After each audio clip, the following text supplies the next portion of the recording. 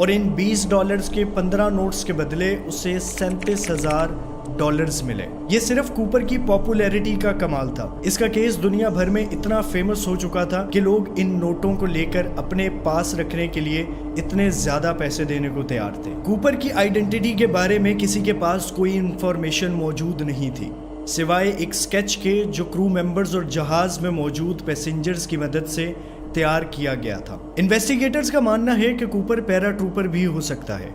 इसके पास जहाज की स्पीड और हाइट का नॉलेज था और वो जानता था कि मिलिट्री बैकपैक पैराशूट का इस्तेमाल कैसे करते हैं। लैरी कार, जिन्होंने 2006 से लेकर 2009 के दरमियान एक इन्वेस्टिगेटिव टीम को लीड किया था, उनका कहना था कि कूपर एयर फोर्स में एयरक्राफ्ट कार्गो लोडर थे, क्योंकि इन लोगों को बेसिक जंप ट्रेनिंग दी जाती है कि पैराशूट्स को पहनना कैसे है, इनको डिप्लॉय कैसे करना है, प्लेन में सीढ़ियां कहां से खुलती हैं, ये सब चीजें उन्हें पता होती हैं। कूपर की तरफ से प्लेन में छोड़ी गई टाई में एक क्लिप मौजूद था। इस टाई क्लिप में कुछ स्पेसिफिक माइक्रोस्कोपिक पार्टिकल्स मिले थे। मार्च 2009 में एक रिसर्च टीम बिठाई गई इन माइक्रोस्कोपिक पार्टिकल्स पर रिसर्च करने के लिए।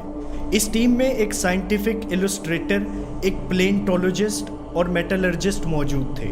उन्होंने नई टेक्नोलॉजी का इस्तेमाल करते हुए इलेक्ट्रॉन माइक्रोस्कोपी के जरिए रिसर्च की। इस टाई क्लिप में उन्हें अलाइड टाइटेनियम, एल्यूमिनियम और टाइटेनियम एंटीमोनी अलॉय मिला। इनकी फाइंडिंग्स से ये कंक्लूजन निकाला गया कि कूपर किसी मेटल मैन्युफैक्चरिंग प्लांट में काम करता था, या शायद किसी एरोनॉटिकल इंजीनियरिंग कंपनी में। हो सकता है कि वो बोइंग में ही काम किया करता था, क्योंकि ये जो अलॉयड टाइटेनियम मिला था उसका इस्तेमाल उन दिनों सिर्फ एयरक्राफ्ट की फैब्रिकेशन फैसिलिटीज में ही किया जाता था। इतनी लंबी इन्वेस्टिगेशन और रिसर्च के बाद फाइनली दुनिया के सामने अब कूपर का चेहरा और प्रोफेशन दोनों मौजूद थे। इस डिस्क्रिप्शन की बेसिस पर FBI ने 800 से ज्यादा लोगों की लिस्ट जारी की। इस सस्पेक्ट लिस्ट में मौजूद 800 लोगों में से कोई भी कूपर हो सकता है। बगैर किसी कॉन्क्रीट एविडेंस के इतने सारे लोगों की पूछताछ में कई साल लग सकते थे।